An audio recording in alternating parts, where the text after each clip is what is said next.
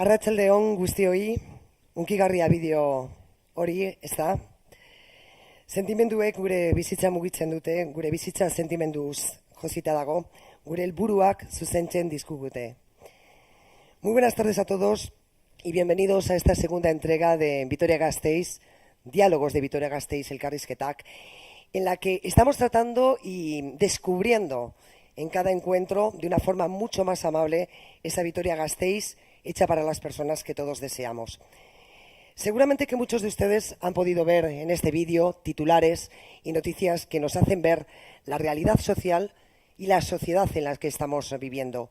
Una realidad cargada de injusticias, de desigualdades y además siempre nos gusta dar datos, ¿no?, a este respecto. Imagínense ese último informe de UNICEF que nos habla de que el 27% de los niños en nuestro país, en España, están en riesgo de exclusión social, precisamente en riesgo de pobreza.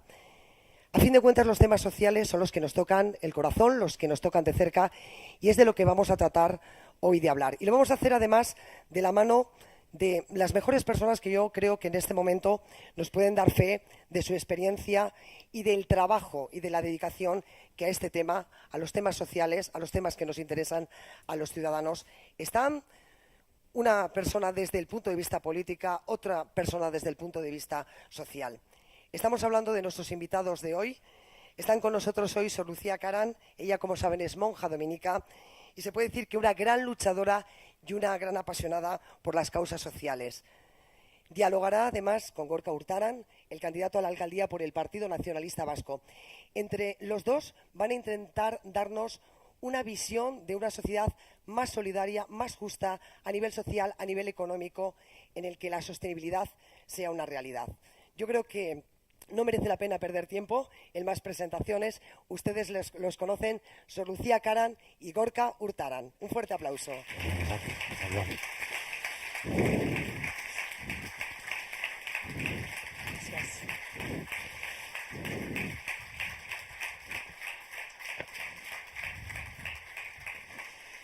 Y también me van a permitir los invitados decirles a todos ustedes que precisamente lo que queremos es que ustedes participen. Tienen ahí unas tarjetas en las que van a poder realizar sus preguntas, que más al final de este acto vamos a tratar de responder en la medida de lo posible. Van a tratar de responderles ellos en la medida de lo posible.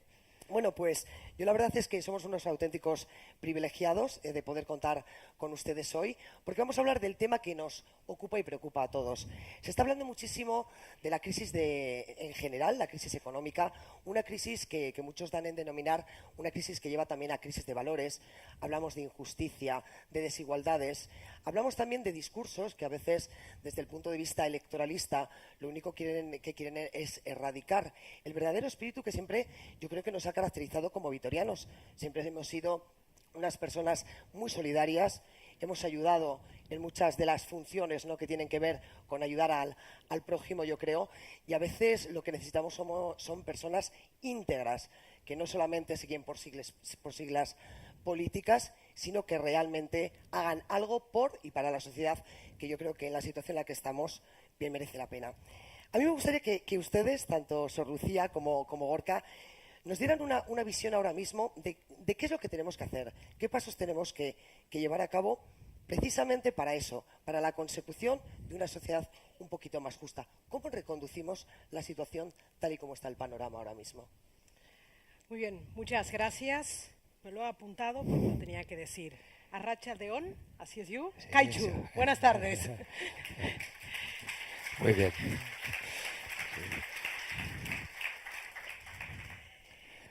Lo primero que quería decir es agradecer por vuestra acogida, y a ti, Gorka, y a tu equipo, por haberme propuesto hoy venir a compartir este diálogo amigo, este diálogo desde el corazón en esta ciudad tan entrañable, por una ciudad, por una Vitoria-Gasteiz cada vez más humana, más solidaria, por una ciudad más pensada por las personas. La pregunta podría ser: ¿qué hace una chica como tú en un sitio como este? Yo creo que todo sitio que sea para soñar un proyecto de una sociedad más justa, más fraterna y más solidaria, yo creo que es un espacio más que apropiado para ti y para mí, como monja, como mujer y tú como político.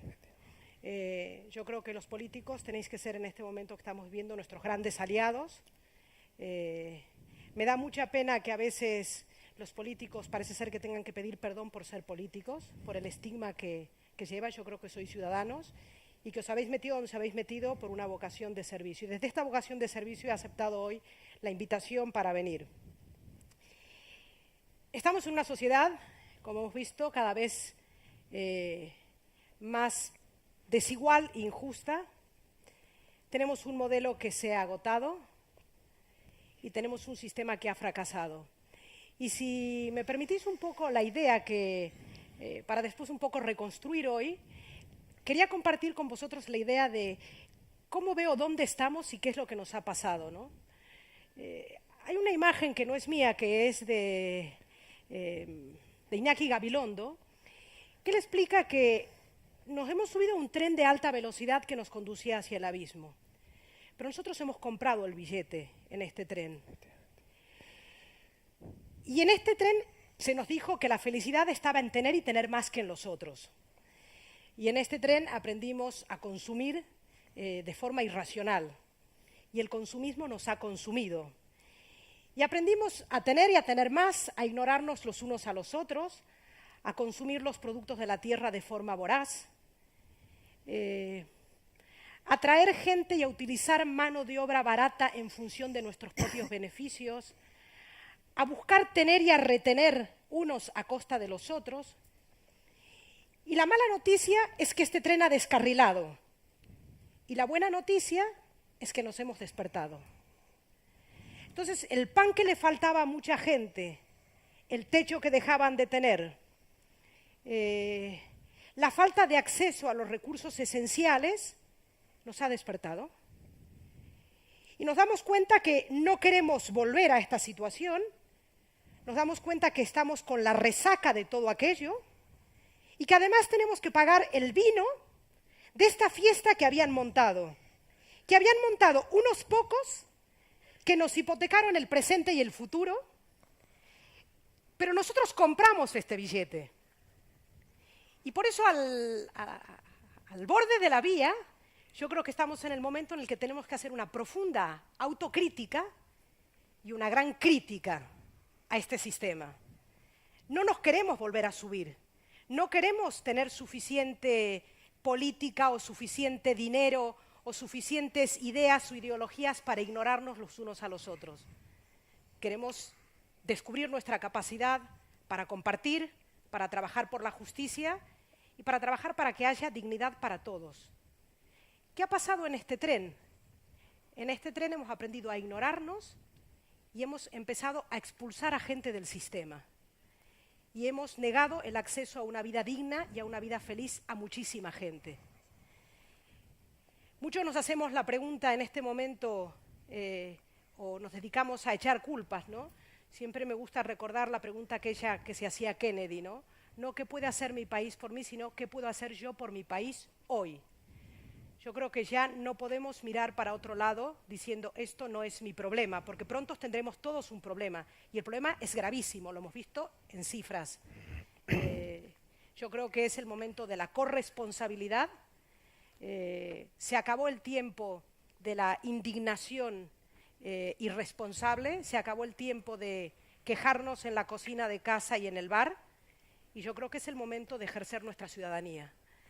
Con lo cual yo creo que el futuro comienza por el presente, ser capaces de crear complicidades para multiplicar los resultados. Y no me enrollo más, simplemente digo una cosa.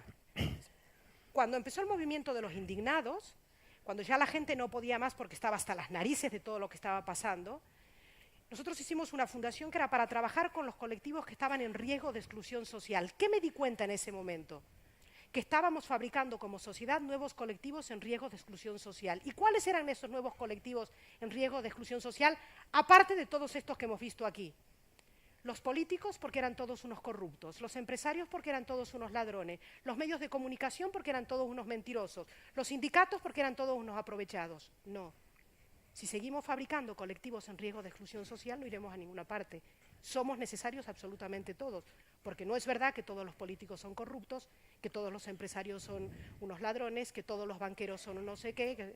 Con lo cual yo creo que espacios como este, la necesidad de empezar a construir y de aportar lo mejor de cada uno para conjugar ¿qué?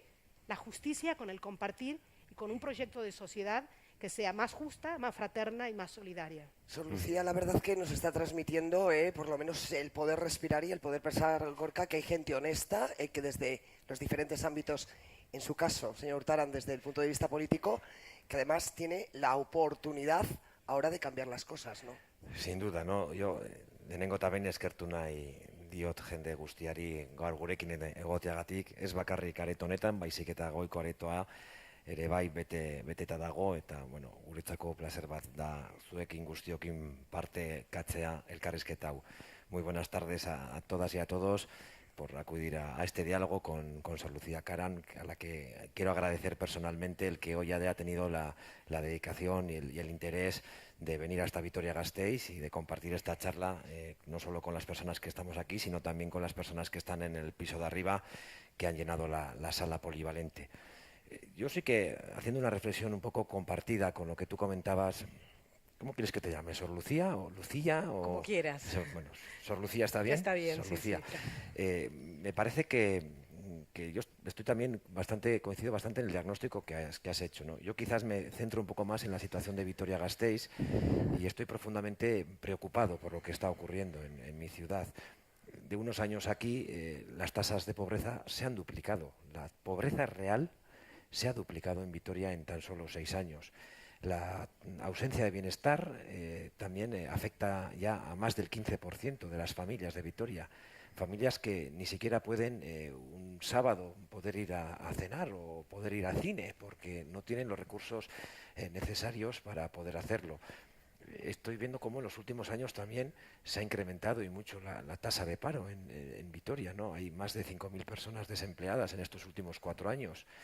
Y hay menos personas afiliadas a la Seguridad Social. Uno, si además observa cuáles son los puestos de trabajo, los pocos puestos de trabajo que se crean, ve que tan solo el 5% son puestos de trabajo indefinidos y que la precariedad es absoluta. Si además uno analiza los informes a nivel estatal, ves como la tercera parte de los asalariados, 1 de cada 3, no llega a cobrar 1.000 euros de salario al mes. Hace unos años cobrar 1.000 euros era una cosa pues casi peyorativa, negativa, ¿no? Hoy quien cobra 1.000 euros es casi un afortunado. Y 1 de cada 3 asalariados cobra menos de esa cantidad. A mí esta situación me preocupa, y me preocupa que se generen diferentes desigualdades que se van incrementando. De hecho, el salario medio se ha reducido en estos últimos años, un 7%, porque apenas ha incrementado, todo se ha congelado, los salarios han congelado y sin embargo el precio de la vida ha ido subiendo. El precio de los productos ha ido subiendo y por lo tanto tenemos menos capacidad para poder comprar productos, servicios y poder hacer frente a nuestras necesidades. Y sin embargo esa reducción se ha producido fundamentalmente en aquellos colectivos que cobraban menos. Los salarios con menos ingresos se han reducido un 24% frente al 4% de los que más cobraban. Por lo tanto, las desigualdades han incrementado y eso también está ocurriendo en Vitoria-Gasteiz.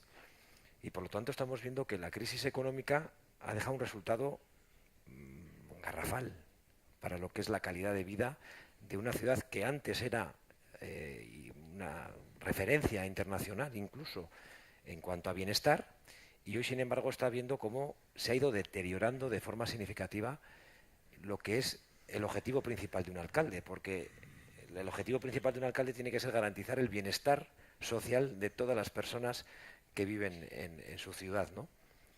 Y aparte de este análisis, yo también quiero hacer una referencia a la política. Yo te agradezco, Sor Lucía, lo que has comentado al respecto de los políticos.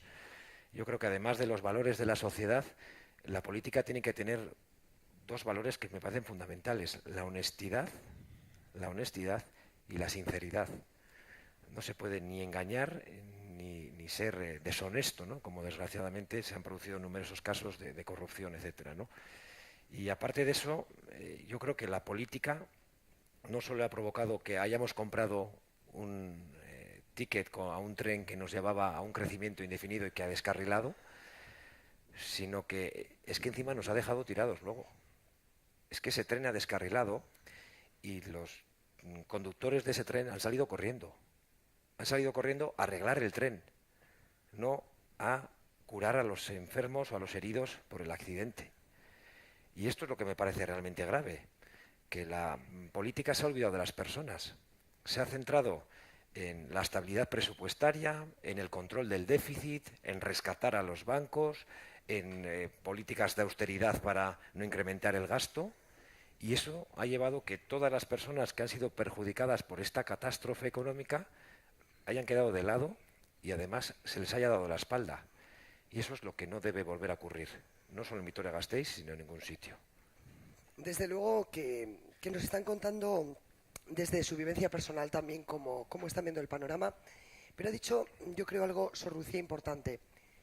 Por lo menos hemos despertado. Pero para despertarnos, Sor Lucía, Gorka, tenemos que haber asistido previamente a lo que ha sido concretamente la pérdida de empleo. Encontrar un empleo digno es muy complicado. La clase media prácticamente ha desaparecido. Hablábamos antes de los datos que tienen que ver con la pobreza infantil. Un día sí y otro también estamos asistiendo en los telediarios, en las noticias, al visionado de esas personas que se quedan sin casa, desahuciados, que no pueden encender la calefacción, gente que no puede comer. ¿Qué hacemos con todo esto? Bien, yo creo que lo primero es que no podemos mirar para otro lado. Yo creo que son demasiadas las personas expulsadas del sistema. Se hablaba de que en el Estado español hay 13 millones de personas que están en una situación de exclusión social. Yo creo que lo que podemos hacer además es no acostumbrarnos a comer con las migajas que nos quieren alimentar hoy, ¿no? Tú decías antes, uno que cobraba 1.000 euros era un afortunado. Resulta que hoy cobra 600 euros, trabaja 12 horas, figura que trabaja 4 y encima tiene que dar gracias. Y si no te dicen que si no le gusta, que hay 5 millones que están esperando, ¿no? Pero es que además nos hemos acostumbrado a algo que es peor. Nos hemos acostumbrado a que tenemos nuestros jóvenes y no tan jóvenes que les preguntas de qué quieren trabajar, dicen de lo que sea. Entonces nos estamos acostumbrando a rebajar los derechos que tenemos.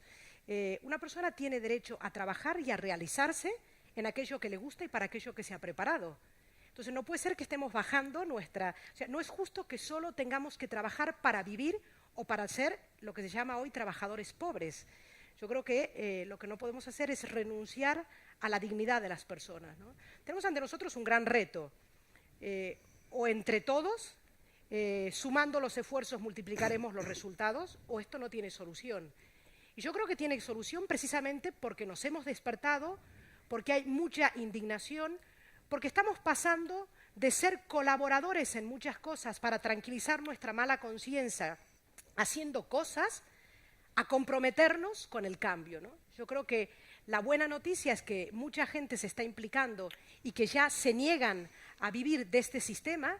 La mala noticia es que muchos todavía piensan, como dice el señor Montoro, que tenemos que volver a consumir para que este tren pueda volver a funcionar y para continuar hacia el abismo, ¿no? Yo creo que tenemos que empezar a despertarnos también, primero, a la realidad de la alteridad del otro, despertarnos a la tierra en la que estamos viviendo, que es el momento de hacer un gran pacto contra la pobreza y contra la exclusión social, pero sobre todo, como decías tú, por el bienestar absolutamente de todos. No puede ser que ahora empecemos a hablar de ciudadanos ilegales o de ciudadanos de primera, segunda o de tercera categoría. Yo creo que la opción es por todos. Tú sí y tú también, no o. Hay una imagen que a mí me llama mucho la atención y me moviliza y por defecto profesional no puede ser otra. Es la del Evangelio, ¿no? La multiplicación de los panes, ¿no? Fue un milagro, sí y no. Cuando levanta los ojos se da cuenta que hay una multitud que tiene hambre. Nos damos cuenta que hay una multitud que los han tirado a la calle, que tienen hambre, que no pueden vivir con dignidad, que no tienen acceso a una vida feliz. Muy bien, darles de comer. Es responsabilidad y corresponsabilidad de todos. Hombre, yo tengo esto. Y yo tengo esto. Bueno, pues compartirlo, ¿no? Y cada uno va compartiendo. ¿Qué pasó ahí? Fue un milagro, una forma de escribir. Bueno, no, fue el milagro del compartir.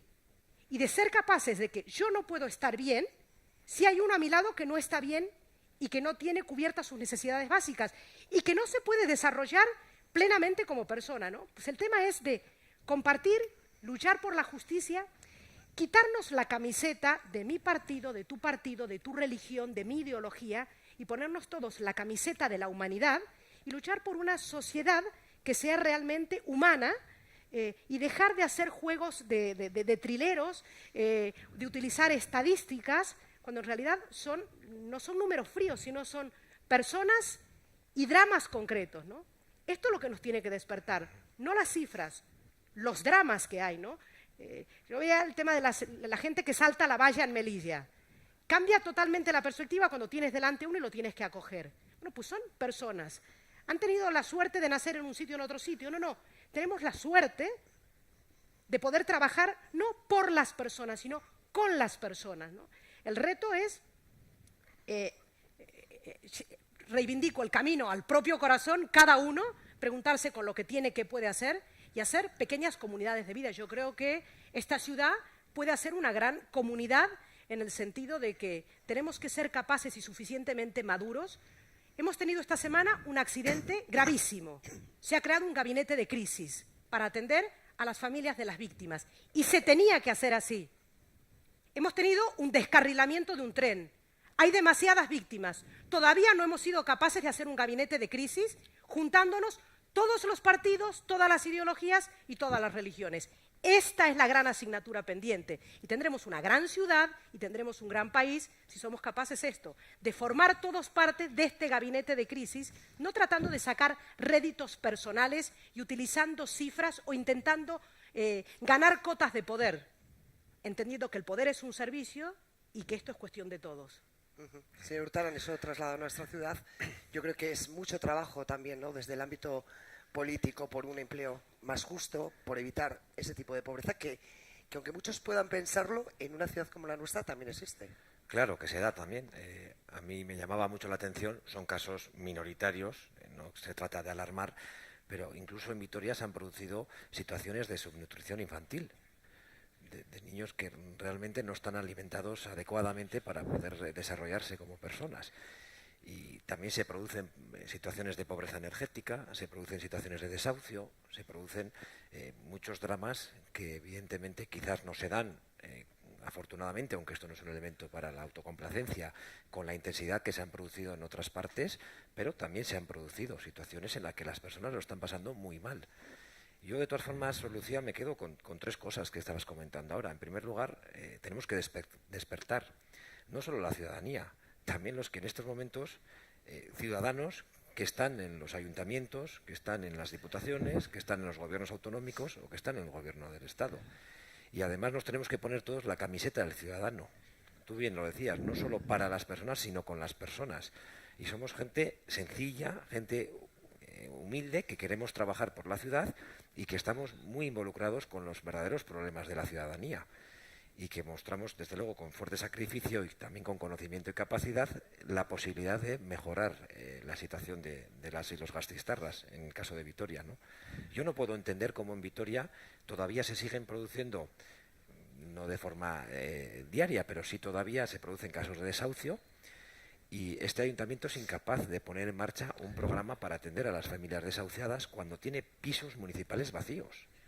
Pisos que podrían estar mañana a disposición de estas familias.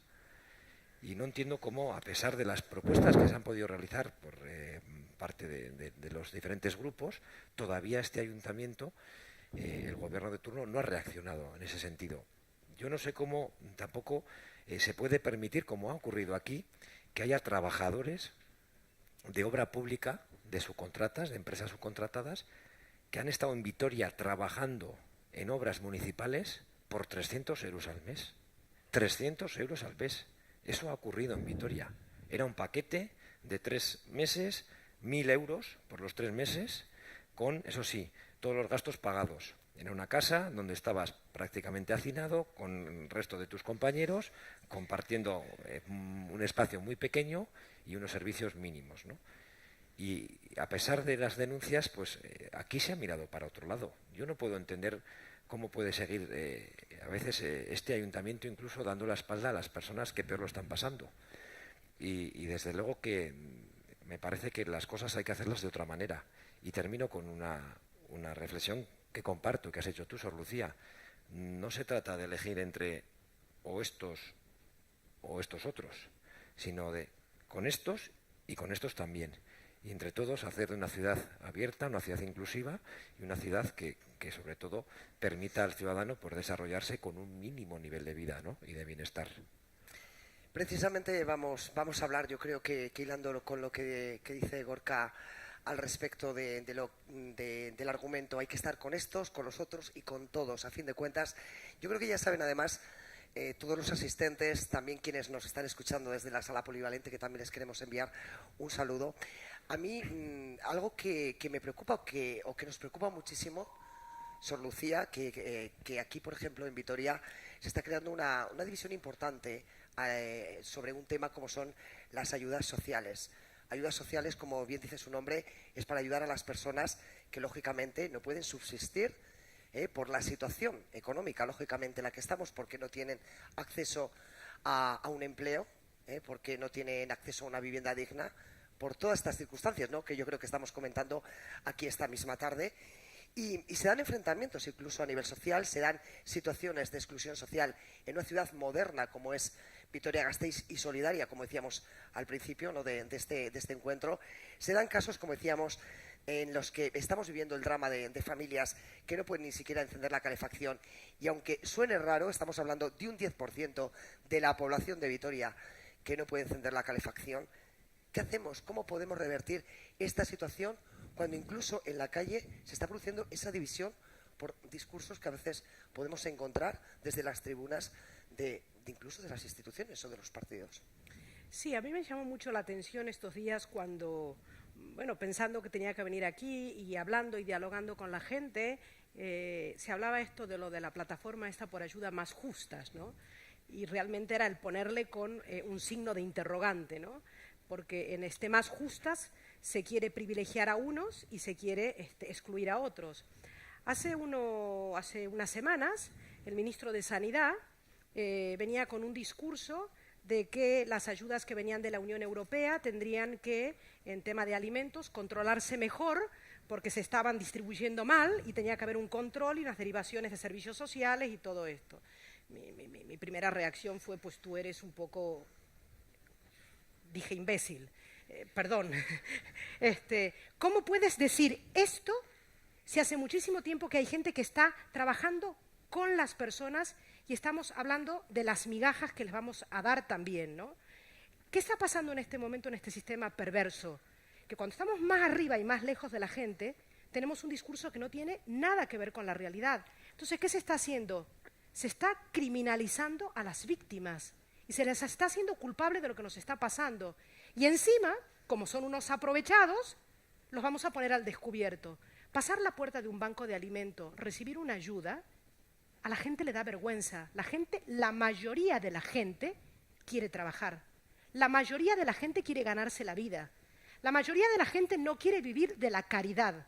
O sea, a mí personalmente me da vergüenza haber tenido que abrir un espacio de duchas para que la gente venga a ducharse, porque no pueden ducharse en su casa porque no tienen agua caliente, no tienen calefacción. Me da vergüenza tener un banco de alimentos porque la gente no es esto lo que quiere. Entonces, encima a los que tienen que pasar en esta situación, ¿qué hacemos? Los enfrentamos. Como ahora es menos lo que hay que repartir, vamos a sacar rédito dándole un poco más a unos para ponerlos en contra de los otros. Y resulta que el chivo expiatorio absolutamente de todo lo que nos está pasando es el más pobre y el más desgraciado. Para mí fue un balón de oxígeno, incluso antes de venir aquí, cuando leí la carta de los obispos vascos, ¿no? Cuando hablan de la misericordia entrañable.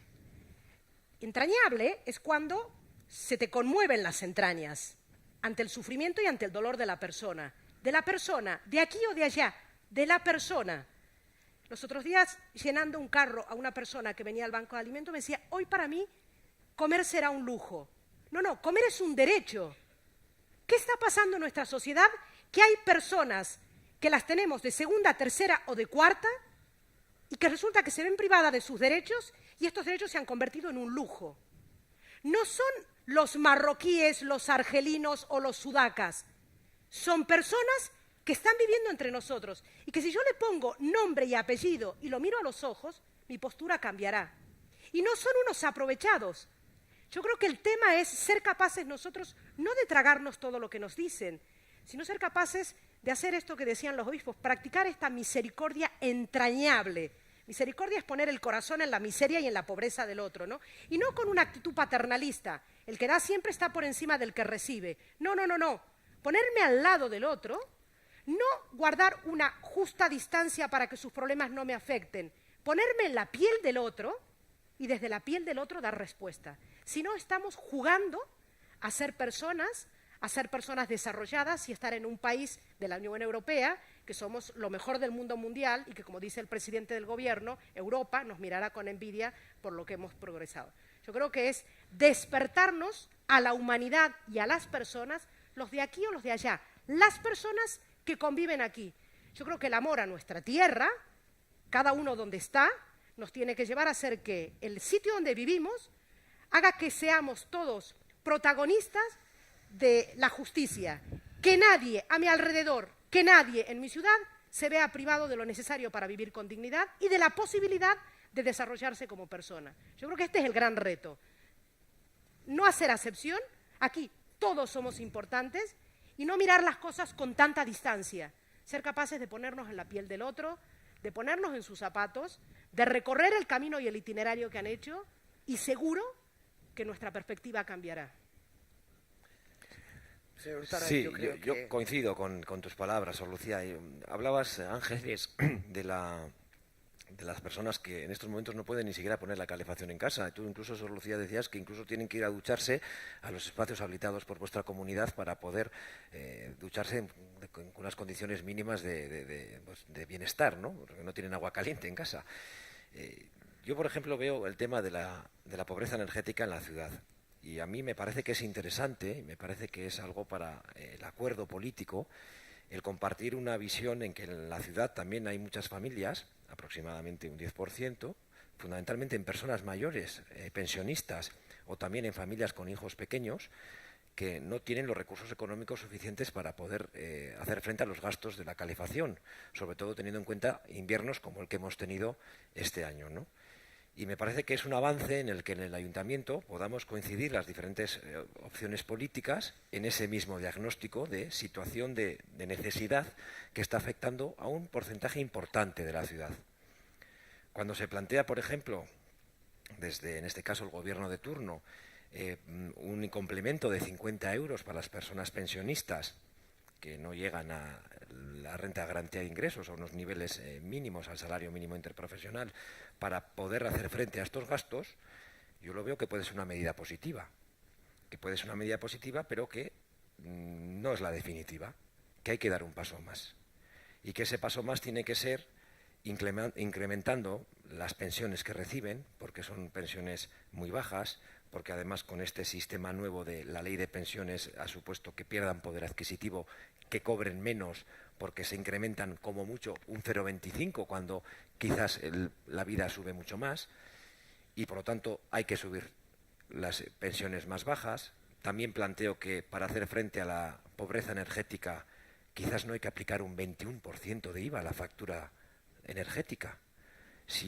No es un lujo, es una necesidad poner la calefacción.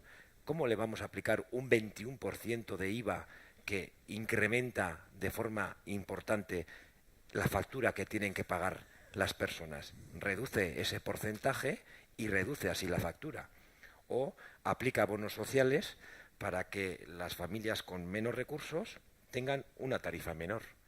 Y cuando tú llevas esto al ayuntamiento y te lo rechazan, y te lo rechaza la misma persona que está planteando la medida de los 50 euros, ves que la política no se toma con seriedad y que se está utilizando a las personas como chivo expiatorio o como un elemento para fines más bien electoralistas, de los que enfadan y mucho a la ciudadanía, que por un intento de desarrollar políticas entre todos que permitan resolver sus problemas. Y puede pasar con otras cuestiones, ¿no? Y a mí esto me parece que es importante y que lo que tenemos que hacer es buscar entre todos alternativas para dar respuesta no solo a estas personas, sino a otras también. Hablabas de las ayudas más justas. Ayudas sí, abusos no, reza el lema. ¿Quién de esta sala, quién de Vitoria-Gasteiz, qué ciudadano de Manresa, ¿no?, de donde tú vienes, va a estar en contra de ayudas sí, abusos no? ¿Quién va a defender el abuso? Entonces, ahí se hace una perversión absoluta del lenguaje para intentar engañar al ciudadano. Porque, como tú muy bien has dicho, lo que se está planteando con esta plataforma es ayudas, sí, para algunos, no para todos. Y además, te lo voy a quitar a ti para dárselo a un tercero, ¿no? Y estás viendo que además en ese colectivo que queda fuera de las ayudas no están solo los inmigrantes, los argelinos, los marroquíes o los sudamericanos. Hay también personas de Vitoria de toda la vida que también quedarían fuera de ese sistema. Entonces, yo y cualquier ciudadano de Vitoria va a estar de acuerdo en que tiene que haber ayudas y no tiene que haber abusos, pero ni en las ayudas sociales, ni en el fraude fiscal, ni en ninguna de las otras políticas públicas.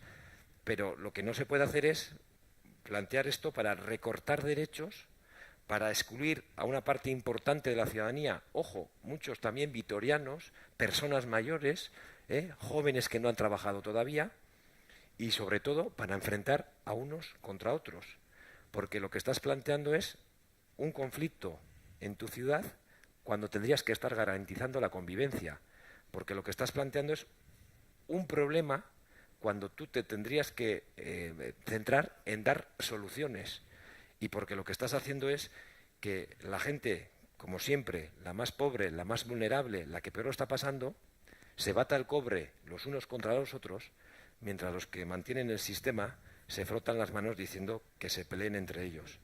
Y si eso se hace desde un ayuntamiento y desde la acción política que en estos momentos estamos ejerciendo también nosotros, me parece absolutamente inaceptable.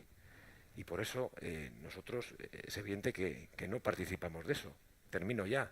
Lo han dicho perfectamente los curas, los 68 curas alaveses, que han manifestado también su indignación por esta campaña que es absolutamente de manipulación y de intentar engañar y confundir a la ciudadanía.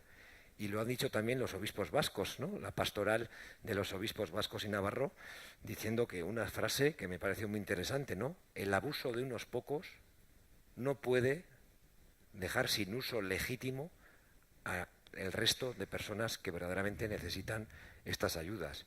Y que por unos pocos que hacen fraude, a los que evidentemente habrá que sacar del sistema, no se puede dejar sin esta protección social a centenares de familias, sean de donde sean, que en estos momentos requieren del apoyo de todos. Y díganme ustedes, ¿no coinciden con ese dicho popular, a río revuelto, ganancia de pescadores? ¿No? Muchas veces que haya este desasosiego social, ¿no? Por no tener acceso a todas estas cuestiones, a todos estos derechos de los que estaban hablando, pues de alguna manera potencia precisamente que se dé ese enfrentamiento impensable, se puede decir hace bien poco, ¿no? En una ciudad como la nuestra y en una sociedad como la nuestra. Sí, el tema es que se divide y se divide también con la mentira. Entonces divide y vencerás, eras, ¿no? Pues yo creo que este es el gran reto que tenemos ahora en este momento, es empezar a decir la verdad. Creo que hemos hecho un diagnóstico de lo que está pasando. Ser capaces de mirar la verdad, de mirar la mentira que nos están dando y que se la quieren creer, y ser capaces también como ciudadanos de saber si nosotros compramos esa verdad o esa mentira disfrazada de verdad porque nos conviene. Porque a lo mejor, pues, hombre, si tengo 50 euros más, miro para otro lado y no veo de dónde viene tampoco, ¿no?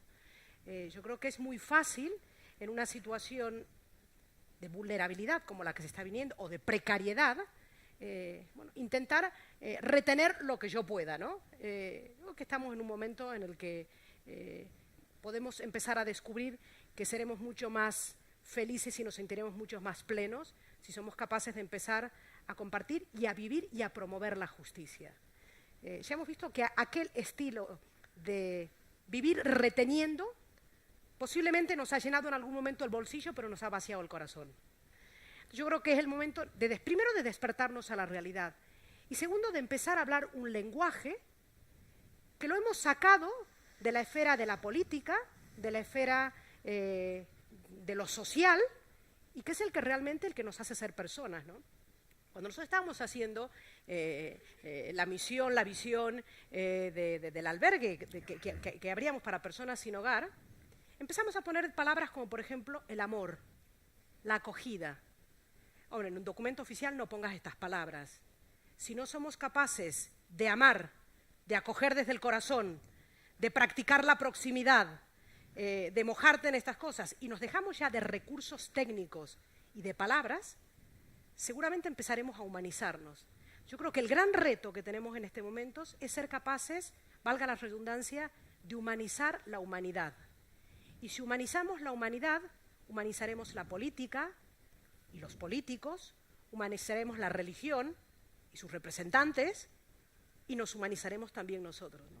Yo creo que el gran reto es, como decía, salir de nosotros mismos, ir al encuentro del otro y preguntarnos siempre, con esto, ¿qué es lo que puedo hacer? ¿Y yo qué puedo hacer? Y la otra pregunta que no nos gusta tanto, ¿qué es lo que no he hecho bien? Yo creo que es el tema de la crítica y la autocrítica. Cuando somos autocríticos nos volvemos mucho más exigentes con nosotros mismos, ¿no? Si me dejáis una anécdota, yo siempre soy argentina y nos enrollamos, ¿eh? Es la realidad. Cuento una historia para que os riáis y no os aburráis. El año pasado presentamos un proyecto de emprendeduría social. Decidimos hacer unos huertos ecológicos de proximidad. Ganamos el proyecto y el proyecto consistía en que nos daban un dinero para empezar la empresa. Fijaros, huertos ecológicos de proximidad, promover otra forma de alimentar, de trabajarnos, de ganarnos la vida. dar un dinero para esto, y después nos mandaban a una escuela de negocios. Y mi equipo me dijo, tienes que ir tú a hacer el curso de la escuela de negocios para manejar, porque no basta con pedir solo a Dios y a todo Dios, sino hay que aprender a gestionar los recursos. Me mandaron a la escuela de negocios y mandaron a una escuela de negocios al IESE, una escuela del Opus. Mi madre estaba encantada, dijo, pues mi hija algo aprenderá aquí. Bueno, pues me fui allá, muy buenos profesores, no tengo nada que decir. De contabilidad y de plan de empresa no aprendí nada porque mi corazón estaba en otra cosa, pero ya para eso me acompañaba alguien. Y tuve un profesor que nos dio 2 recetas, que yo las pongo aquí. La primera es, estamos cansados de gente que solo se indigna y que no es capaz de hacer nada. Es la hora de apuntarnos todos a un nuevo partido político, que es el MEC. ¿Cuál es el partido político? El MEC. Es el único válido. Mueve el culo. Deja de quedarte ahí quejándote y nada más. Y segundo dijo, una gallina y un cerdo decidieron preparar un desayuno americano. La gallina, desayuno americano, huevo frito con bacon. La gallina colaboró, puso 2 huevos. El cerdo se comprometió, se dejó la piel. La pregunta es, ¿qué quiero ser yo para que todo el mundo pueda comer y vivir con dignidad? Me refiero no solo a comer, sino a vivir con dignidad y tenga acceso a una vida feliz. Gente que colabora, que pone los huevos y se larga, hay muchos. Gente que se compromete, este es el gran reto. Te invito a que te apuntes al MEC también, que ya estás apuntado. Sí, sí, eso es. Tomo nota del MEC. Y que toda la ciudad de Vitoria se comprometa en esto y seguramente la esperanza será posible. Si cada uno de los habitantes de esta ciudad hace todo lo posible para que otra persona esté mejor, la esperanza no podrá fallar.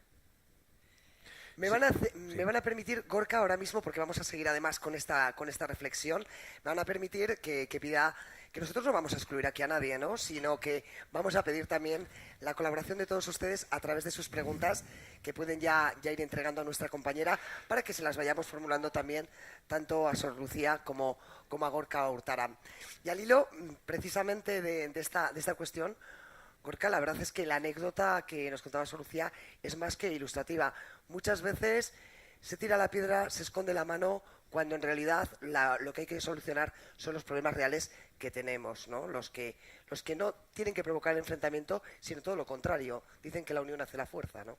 Sí, yo también coincido en ello. Yo creo que cada vez la gente está otra vez más dispuesta a participar y a intentar cambiar esto, ¿no? Porque sabiendo que efectivamente solo con la indignación no vale, ¿no? Hay que indignarse y además hay que actuar, ¿no?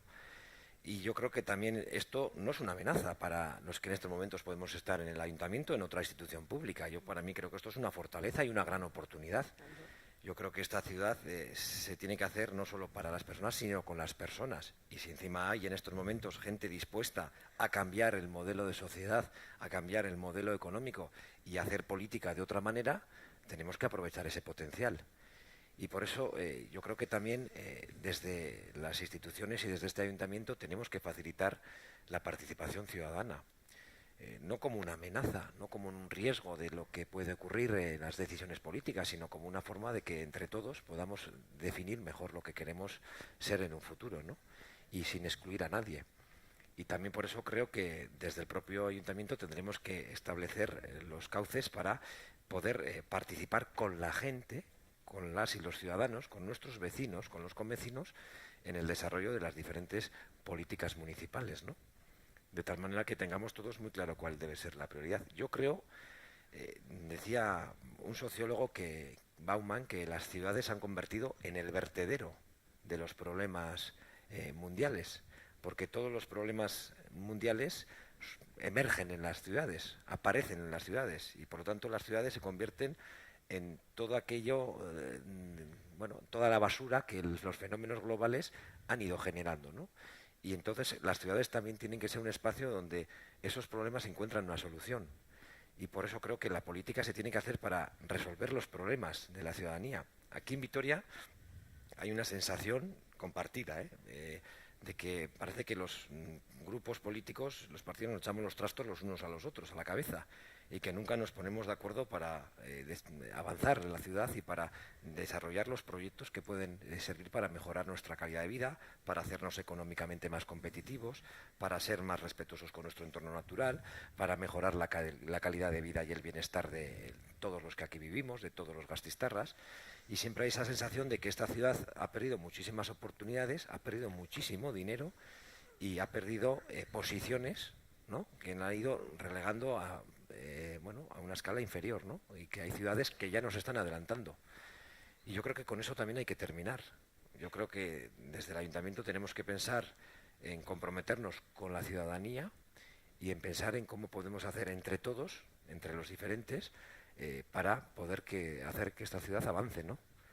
Y nosotros, en cierta manera, lo hemos querido intentar en esta legislatura, a pesar de las diferencias que tenemos con el Partido Popular. Pues impulsamos un plan de equipamiento y servicios para dotar de ciertos equipamientos a la ciudad, a los nuevos barrios, a los barrios más antiguos, a los barrios de toda la vida. Hemos acordado 2 presupuestos, un sinfín de acuerdos que lo único que planteaban era hacer de la política un instrumento útil para el ciudadano, y siempre teniendo esta máxima, la máxima que tiene que tener el alcalde. El alcalde de la ciudad tiene que empeñarse en garantizar el bienestar de todas las personas que habitan en Vitoria-Gasteiz. Y eso pasa por el trabajo conjunto con los 242.000 vitorianos que en este caso vivimos aquí. Vemos que todos los asistentes, también seguramente los de la sala polivalente, están ensimismados con todas estas reflexiones que estamos haciendo y que muchas veces se encuentran en la calle. Nosotros pedimos sus preguntas porque enseguida vamos a dar respuesta y vamos a ir de alguna manera haciendo un resumen al respecto. Hablaba Gorka Urtarana ahora mismo de la cantidad de cosas que se han perdido en el camino. Yo creo que además lo peor de todo es perder la esperanza. A mí me gustaría que ustedes, ¿no?, desde su punto de vista también, desde la realidad que viven en el día a día, desde el punto de vista político, desde el ámbito también social, nos dieran esperanza. Es decir, hay posibilidad de cambiar todo esto, hay posibilidad de dar una vuelta a todo esto, de que los derechos humanos no se vean vulnerados en este primer mundo, bueno, que llaman primer mundo, pero a veces en algunas cuestiones yo creo que también deja mucho que desear. ¿Realmente lo podemos hacer? Yo me declaro militante de la esperanza, o sea, lo tengo clarísimo, ¿no? Yo creo que hace poco, cuando Pere Casaldàliga, un obispo catalán que está en el Mato Grosso, defendía a los que les habían quitado las tierras, un hombre con Parkinson, los que mandaban lo tuvieron que sacar fuera porque lo querían matar, ¿no? Temían a un anciano con Parkinson. Entonces él dijo, ante la situación que se estaba viviendo, y que lo podemos decir ahora y por eso lo evoco, él decía: me siento como un soldado derrotado. Nos sentimos derrotados, nos sentimos defraudados, nos sentimos entristecidos. Dice: me siento como un soldado derrotado, pero sé que nuestra causa es invencible. Y esto nos da mucha fuerza. Entonces yo creo que esta es la fuente de la mayor esperanza, ¿no? Yo creo que tenemos que aprender de esta crisis. Y creo que podemos aprender porque creo que han sido demasiadas las víctimas que ha habido, ¿no? Tenemos que tomar nota, ¿no? Yo creo que tenemos que entender una vez más que la economía está para servir a las personas y que si las excluyes no tiene ningún sentido, ¿no? Yo creo que el fracaso que tenemos es que la economía ha puesto en el centro al capital y no a la persona. Y las políticas sociales se han vuelto malditas políticas injustas y no sociales porque han puesto en el centro también al capital. Entonces se habla de gasto y no se habla de inversión en las personas. Entonces yo creo que esto es todo un cambio de mentalidad, ¿no? Yo creo que tenemos que aprender. Yo creo que tenemos que intentar rescatar la democracia. Yo a veces tengo la sensación de que la democracia está secuestrada. Porque un Estado que dice y que tiene una constitución para garantizar que todo el mundo tenga, por ejemplo, un techo, y que no puede garantizar que todo el mundo viva con dignidad, es un Estado que ha fracasado. A mí me dirán qué tipo de democracia es la que tenemos, ¿no? Yo creo que tenemos que caminar a un sistema en el que la política gobierne los mercados y no al revés, porque ahora somos esclavos del mercado y del capital, y nos hemos arrodillado ante las directrices del gran capital que nos está mandando, ¿no? Yo creo que el gran reto, y que hay esperanza solo si ponemos en el centro a la persona si nos apuntamos a ser militantes de la esperanza, no de palabra, sino emprendiendo a nivel local, a nivel comunitario, pequeñas actitudes y pequeños proyectos que realmente sean transformadores. Yo creo que nada va a cambiar tanto la ciudad como el cambio de la escalera, del barrio, de nuestras relaciones y de nuestra manera de relacionarnos, ¿no? Que no sea una manera de dominación hacia los otros, sino que sea una manera de respeto hacia el otro, que a lo mejor es diferente, a lo mejor tiene otra ideología, a lo mejor tiene otra forma de pensar, pero el otro, el que piensa diferente, no es una amenaza, sino es una oportunidad. Yo creo que se trata de ser capaces de encontrar la oportunidad para crecer juntos y para trabajar todos por el bien común, que es el bien de todos. Fíjense ustedes, tengo aquí unas cuantas preguntas, espero que estén en disposición de responderlas, así es que vamos a intentar dar respuesta a todas. Intentaré ser breve. Lo mismo digo. Bueno, la primera de ellas, por cierto, de Mayalen Mújica para Gorka. ¿Cómo piensa Gorka practicar el MEC? ¿De dónde va a salir el dinero para esas mejoras sociales? Nola lan egingo du Gorkak IM ipurdia mugitu esan. Bueno, pues yo también en este asunto quiero hacer una reflexión, porque muchas veces se pone como excusa la falta de recursos económicos para poder hacer frente a las necesidades más básicas de la ciudadanía. Yo quiero poner dos ejemplos muy claros. En el 2012 el ayuntamiento no tuvo presupuesto. El alcalde decidió retirar de forma unilateral el proyecto de presupuesto. No hubo debate presupuestario y se fue a la prórroga, a una prórroga presupuestaria del ejercicio anterior. Y esto, como supuestamente por la crisis económica, por la necesidad de desarrollar políticas de austeridad, por mantener la estabilidad presupuestaria, por controlar el déficit y la deuda pública, supuso una inmensidad de recortes en servicios sociales, de recortes en servicios de igualdad, de recortes en servicios a la ciudadanía en general, de recortes en servicios educativos, en la cultura, de recortes en programas de promoción económica con una crisis galopante como la que teníamos. Y después de ese episodio tan negro como fue el del 2012, donde el pleno del ayuntamiento era constantemente una zona de reivindicación social, porque la gente movía el culo, la gente estaba moviendo el culo y iba a quejarse sobre la situación tan lamentable que vivían, ¿no? Llegamos a dos acuerdos presupuestarios, el 2013 y el 2014, con los mismos recursos económicos, no había más, tampoco se piense la gente que de repente había un incremento importante de recursos. Y logramos, no quizás al nivel que nosotros quisiéramos y que la ciudadanía querría, pero logramos recuperar muchos de los servicios que habían sido eliminados el ejercicio anterior y logramos mantener el superávit. Por lo tanto, con esto lo que quiero decir es que hay veces que efectivamente la situación económica te obliga a hacer ciertos recortes y a no poder impulsar servicios básicos, pero hay otras veces que ciertas ideologías utilizan el argumento de la crisis económica para recortar servicios públicos y para desarrollar su modelo, en este caso, neoliberal, ¿no? Y yo lo que creo es que el ayuntamiento, y un compañero mío me lo suele decir muchas veces, tiene recursos para lo que tú quieras. Ahora, tienes que definir lo que tú quieres. Tienes que definir lo que tú quieres. Y yo creo que este ayuntamiento tiene que tener muy claro que lo más importante que tiene son las personas. Y que tiene que dar respuesta a esas personas. Que tiene que, desde el ayuntamiento se pueden hacer cosas, y termino ya. Se pueden mejorar nuestros barrios de toda la vida. Yo estoy pensando en Coronación, que hay un proyecto importante para su rehabilitación, pero también en Adurza, en Ariznabarra, en Arana, en Avechuco, en Judimendi, en Arambide, barrios que tienen casas ya pues, muy antiguas y que hay que mejorar. El ayuntamiento se tiene que implicar en eso, se tiene que implicar también en desarrollar nuestra economía para generar nuevas oportunidades de empleo digno, de empleo decente. Tenemos que seguir trabajando para hacer una ciudad sostenible, que garantice nuestra calidad de vida, que garantice la participación ciudadana.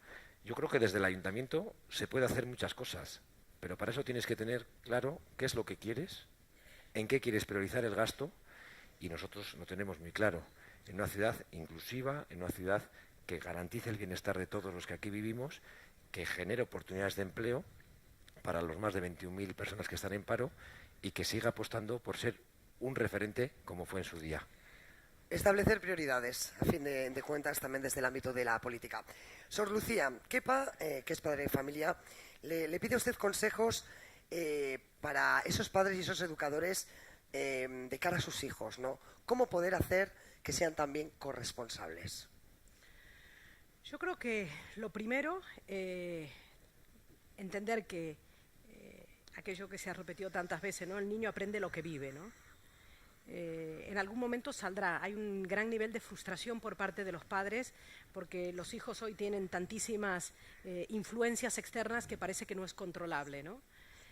Yo creo que hay un gran reto en este momento y es la unidad en aquellos que son formadores de las personas, los padres y los educadores. Ir a una en los valores que se dan en la casa y en la escuela, ¿no?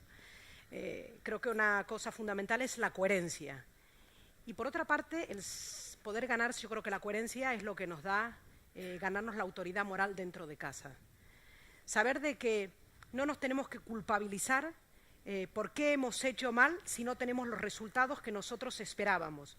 Yo creo que hay que entender de que las generaciones nuevas son diferentes, que hay otro tipo de valores, que los cambios son muy rápidos y en todo caso lo que tenemos que hacer es aprender a dialogar y a ejercer desde la misma casa y de la misma familia la corresponsabilidad, ¿no? El problema es cuando perdemos la autoridad. Y la autoridad no es la de la imposición. Aquello que decía mi padre, mientras vivas en este techo y comas en esta mesa vas a hacer lo que yo digo porque yo lo digo y punto.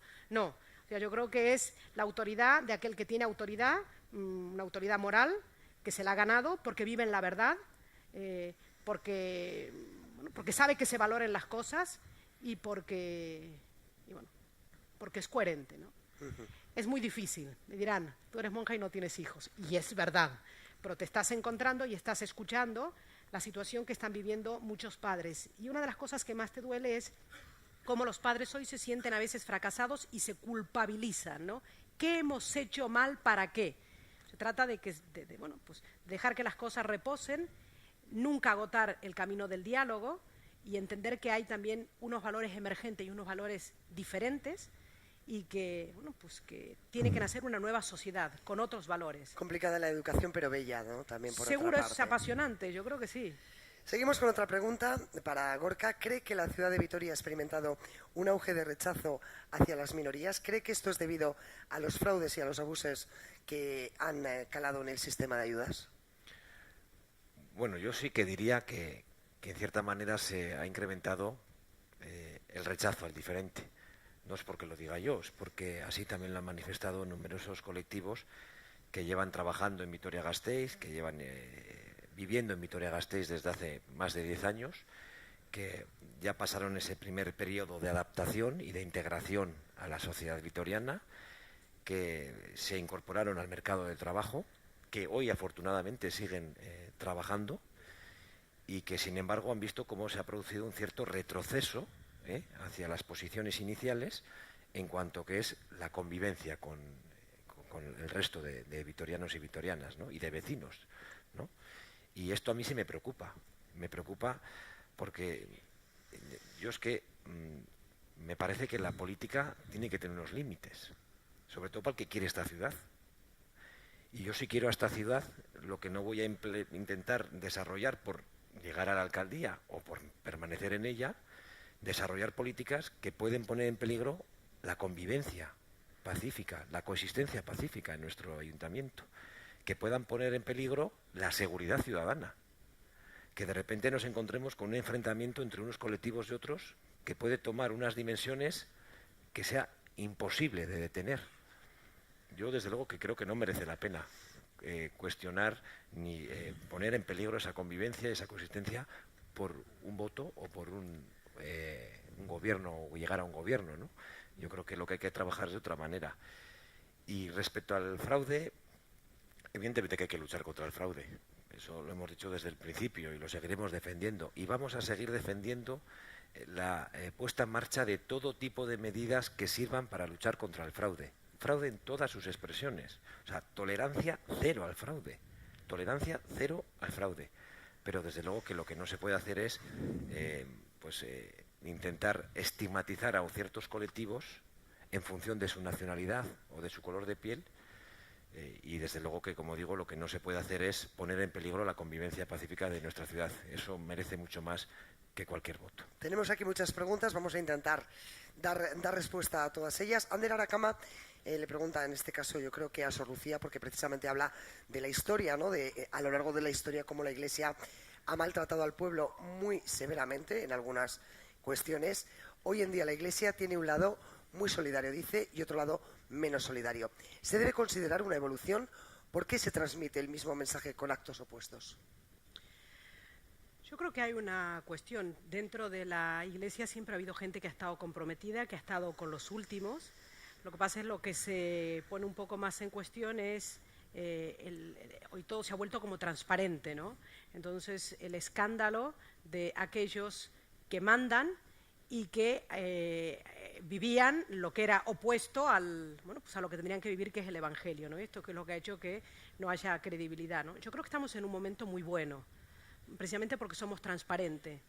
Yo creo que tuvo que venir un papa argentino para que sepan lo que vale un peine, ¿eh? Y una monja para argentina casa, Sor también. Lucía, ¿eh? Hombre, yo creo que lo que está pasando se está poniendo precisamente en el mensaje del Evangelio, es poner en el centro a la persona, especialmente a los más empobrecidos, ¿no? Diría yo, en todo caso, a los que sufren. Porque cuando hablamos de los que sufren, hablamos de todos estos colectivos también, ¿no? Las personas mayores, las personas dependientes, que en este momento están siendo... Yo creo que sería injusto decir que por parte de la Iglesia ha habido un abandono de esta gente. Yo creo que una de las cartas de presentación es precisamente que el problema es que en las cúpulas se ha escandalizado, porque quienes tendrían que dar ejemplo, pues han escandalizado, ¿no? Cuando el Papa Benedicto XVI presenta su renuncia, el Observatorio Romano, el órgano oficial del Vaticano, el periódico oficial, publica un artículo que se titulaba Un pastor en medio de lobos. Después muchos dijeron que, bueno, pues era esto, cuando dejamos de servir a lo que tenemos que servir, traicionamos. Y como en todos los colectivos, hay gente que ha traicionado, y esto ha sido motivo de escándalo, como pasa en el mundo de la política, que yo creo que son minoría los corruptos, pero son demasiados, ¿no? Cuando le preguntaron, cuando estalló la trama esta púnica al presidente del Congreso, a Posada, le preguntaron, oiga, ¿cómo se siente usted? Son demasiados, muchos en su partido, corruptos. Y él dice, bueno, considerando la cantidad de afiliados que hay, yo creo que son pocos. Bueno, yo creo que son demasiados, ¿no? Y esto pasa a nivel político, y esto pasa a nivel eclesial, y pasa en todos los órdenes, ¿no? Una pregunta, por cierto, doble, ¿eh?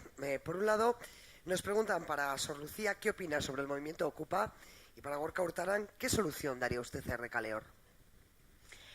Yo creo que hay dos tipos de ocupas. Están los ocupas ideológicos. No sé cómo se vive aquí, pero yo, por ejemplo, en Manresa hay unos cuantos que son no a todos, hijos de papá y de mamá, que ocupan y que después llevan a casa para que les laven la ropa y para que les hagan absolutamente todo. Esto, es decir... de esos también hay en Recaleor, ¿eh? Algunos que otros. Esto. Yo creo que hay todo un movimiento de gente que realmente se ha quedado en la calle, que han sido expulsados y que tienen derecho a tener un techo. Y cuando las cosas no se pueden hacer bien, se hacen mejor. Y quiere decir mejor, que a veces tiene que ser ocupando. ¿Por qué? Porque tienen derecho. El gran error es que haya un Estado que sea capaz, lo que hemos dicho antes, de rescatar a las entidades financieras y no a las personas, ¿no? Yo creo que lo que es penalizable es que un Estado permita que haya desahucios. Los otros días veía por televisión, en un directo, estando en televisión, evidentemente me enfadé, un edificio con 43 personas, en la que había 13 niños y 3 personas con un tratamiento de quimioterapia, y 60 policías ejecutando una orden de desahucio. Entonces yo dije, son unos delincuentes. Y me dijeron, no puedes hablar así, el que comete un delito es un delincuente. Y si es el Estado el que... Bueno, es que la ley, tenemos suficiente legalidad o leyes que no garantizan la justicia. Y si no se está garantizando la justicia, tenemos que conquistar la justicia. Es el momento de la insurrección. Procuremos que no lleguemos a la insurrección, ¿no? Pero cuando a Federico Melchor Zaragoza le preguntan ¿qué es lo que merece realmente la pena en la vida? Dice que a todo el mundo le merezca la pena vivir. Y cuando a la gente no le merece la pena vivir porque no tiene un techo digno y no se lo dan, pues lo tiene que conquistar. Señor Hurtarán. Sí, bueno, yo en el caso de Recaleor, Yo creo que tenemos que tener en cuenta cuál es el proyecto que el propio ayuntamiento había puesto en marcha para ese barrio, ¿no? Es un barrio que queda un poco desconectado de la trama urbana, con casas muy viejas, con casas pues, que no cumplen las mínimas condiciones de salubridad, de habitabilidad, incluso de seguridad para las personas que allí residen, ¿no? Y que por todo ello el ayuntamiento hace 3 o 4 años, quizás alguno más, puso en marcha un proyecto de realojo. Es decir, yo te compro tu vivienda de recaleor, quizás a un precio superior al que marca el mercado, y con esto te permite a ti prácticamente comprar una vivienda de protección oficial en los nuevos barrios de Vitoria-Gasteiz. De tal manera que luego yo ese barrio lo echo abajo y planteo la construcción de nueva vivienda, con la que sufrago los gastos de toda la operación. La burbuja inmobiliaria, evidentemente, estalla y es imposible, afortunadamente, seguir construyendo nueva vivienda porque ya es lo que nos faltaba en Vitoria, ¿no? Digo por todo el consumo de suelo que se ha ido generando en los últimos años. Bien, ¿qué es lo que ha ocurrido ahora? Pues que el ayuntamiento se ha gastado 20 millones de euros en este proceso de realojo. 20 millones de euros que hemos pagado todas y todos los gastistarras. Y ahora, cuando ya estamos prácticamente al final del proceso, cuando ya quedan muy poquitas familias por realojar, las que no querían salir del barrio y que lo van a tener que hacer tras una resolución judicial, llega el movimiento Ocupa. Y llega el movimiento Ocupa, muchos de estos que tú comentas, ¿no? Que luego llevan la ropa fin de semana, pero hay de todo y hay que ser además muy respetuoso con ellos, ¿no? Pero lo que nosotros estamos planteando es que no se puede seguir viviendo en esas viviendas. No puede ser que el ayuntamiento... Es una cuestión de sentido común y de seguridad. Si tú te has gastado 20 millones de euros para realojar a las familias que allí vivían porque estaban viviendo en unas condiciones infrahumanas, no puedes permitir ahora que haya otras familias que vivan allí. ¿Qué pasa? ¿Que hay diferentes categorías? Unos tienen derecho a una vivienda mejor y otros tienen que quedarse en esas infraviviendas. Y por lo tanto lo que nosotros planteamos es acabar con el proceso de realojo, terminar de invertir correctamente el esfuerzo económico que hemos hecho todos los vitorianos, recuperar esa zona para poder hacer una huerta ecológica, una zona verde, una zona agraria, con un proyecto de empleo, y a estos ocupas habrá que darles otra alternativa, que desde sus posiciones de autoorganización también tengamos las garantías de que no les va a ocurrir nada, que en estos momentos les podría ocurrir, incluso perder la vida en las viviendas de recaleor. Y desde luego que eso es lo que creo que hay que hacer. Se nos echa el tiempo encima, no sé si vamos a poder responder a todas las preguntas, pero vamos ya, si les parece, con las dos últimas. En este caso, para Sor Lucía, pregunta Miquel Artola. ¿Usted, que critica la sumisión de los partidos políticos al capital, no considera que usted es sumisa de un poder divino en ocasiones muy alejado de los problemas de la gente? Hombre, yo creo que hay una cosa que es institucional y en todas las instituciones hay personas. A mí que me registren. Si yo siempre digo, pues puedo decir y puedo hablar, pues lo he dado todo y no tengo nada que perder. Entonces yo creo que cada uno tiene que hacer revisarse y ver pues hasta dónde está dando, ¿no? Yo no puedo responder por las responsabilidades o las irresponsabilidades de los otros, ¿no? Yo creo que en el caso mío entiendo la fe y la opción de vida que he hecho como un servicio y es lo que intento ser coherente. Si no soy coherente, que me digan en qué no soy coherente para intentar mejorar. Pero si estoy siendo coherente, ¿por qué tengo que pagar la incoherencia de los otros? Señor Hurtado, a usted le preguntan si cree usted que sobran políticos. Sobran políticos corruptos, sobran políticos que solo piensan en su bolsillo, sobran políticos que no están comprometidos con la ciudadanía y sobran políticos que no están pensando en que la política tiene que ser un instrumento útil para hacer una sociedad mejor. Pero yo creo que políticos al final somos todos y todas. Es que todos participamos de ese partido del MEC. Y al final en política tienen que estar también aquellos que quieren mover el culo por hacer una sociedad mejor y una ciudad mejor. Por lo tanto, yo no diría que sobran, yo diría que faltan gente comprometida que quiera trabajar en este caso por Vitoria-Gasteiz y que quiera hacer entre todos una sociedad mejor. Y desde luego sobran todos aquellos que hemos mencionado antes, que van a la política a servirse, a llenarse sus bolsillos y a dar la espalda a los ciudadanos, sobre todo a los que peor lo están pasando. Una última cuestión. María Ángeles nos pregunta, ya quizás algo más espiritual, ¿no? Yo no sé si Sor Lucía, incluso Gorka a lo mejor, ¿no? También, desde el punto de vista, ¿no? Como personas cercanas también a la ciudadanía. María Ángeles nos pregunta qué puede hacer para que no le afecten en demasía todos los sufrimientos de los pobres? Yo creo que nunca nos afectan suficiente. Yo lo que dije lo mantengo. Yo creo que hay que practicar la proximidad. Solo cuando somos capaces de llorar con sus lágrimas es cuando nos despertamos y nos complicamos la vida, ¿no? Es más fácil llenar una bolsa de alimentos que escuchar a la gente. Cuando le escuchas, tu vida se pone patas para arriba y algo puede cambiar. Y tienes que iniciar un nuevo viaje. Yo creo que un nuevo viaje con otro estilo de vida para construir otro modelo de sociedad que se construye con el compromiso de cada uno es el que hay que emprender, ¿no?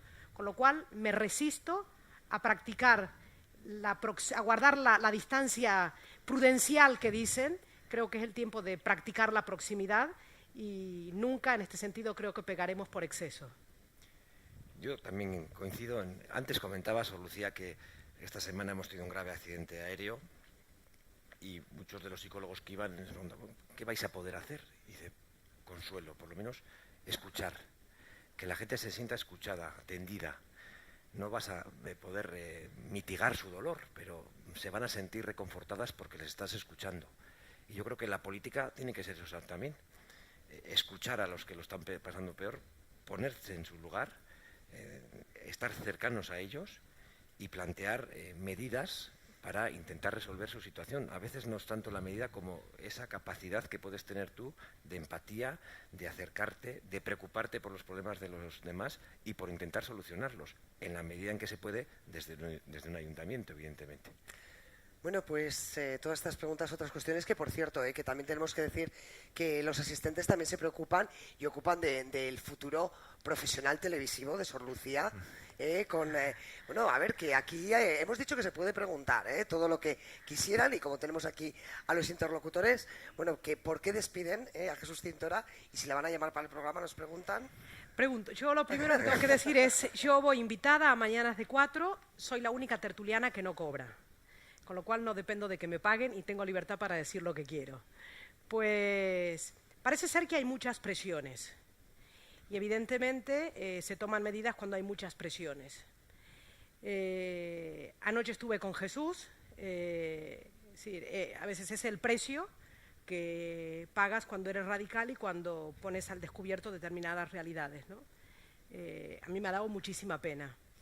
Yo creo que esta ley mordaza que ha salido, que nos pretenden robar muchas veces la libertad, no va a hacer que desaparezcan los problemas. Nos podrán silenciar, pero la realidad es la que es, ¿no? Con lo cual, yo continúo estando donde estoy. El jueves que viene vamos a hacer un programa especial contra la pobreza infantil en Mañanas de 4 y personalmente, por solidaridad con Jesús, una temporada quiero también dedicarme también a estar en los proyectos y no viajar tanto, ¿no? Pero yo creo que esto no afecta absolutamente nada profesionalmente, pero yo tampoco no puedo dejar que por cielo, por tierra, por aire, por Mediaset, por La Secta y por donde sea, no sean la voz de los que no tienen voz, sino que se escuche la voz de los que no tienen voz.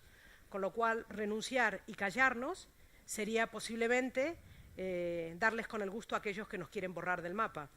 Una vez un fraile me dijo que tenía en su habitación una frase y que me recomendaba ponérmela. Y él decía, no digas todo lo que piensas porque te borrarán del mapa. Yo de momento estoy diciendo todo lo que pienso. Espero que no me borren del mapa. De momento no me voy a ir. Señor Hurtarán, el futuro profesional, lógicamente, de Sor Lucía. Un aplauso.